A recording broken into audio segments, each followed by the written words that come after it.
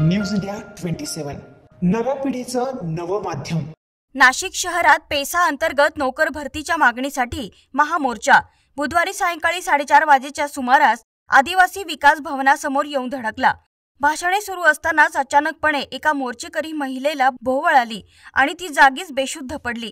ही बाब तेथे बंदोबस्तावर असलेल्या मुंबई नाका पोलीस ठाण्याच्या कर्तव्यदक्ष अंमलदार सौ मनीषा सोनवणे यांच्या लक्षात आली।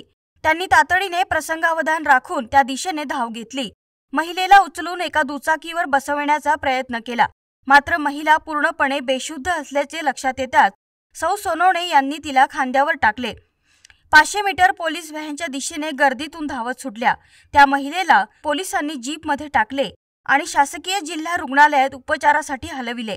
तेव्हा लक्षात आले की सदर महिला ही गरोदर होती, तर सदर ठिकाणी एक नाही तर 2 जीव वाचवले। नाशिक पोलीस दलातील रणरागिणींच्या कार्याला सलाम।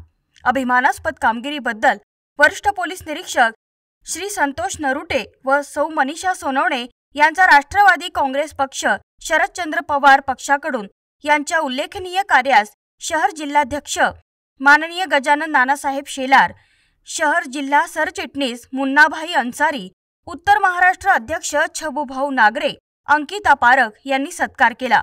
यावेळी संजय गालफाडे, अशोक साठे, गणेश मोरे, किशोर निकोळे, विजय मोरे आदी उपस्थित होते।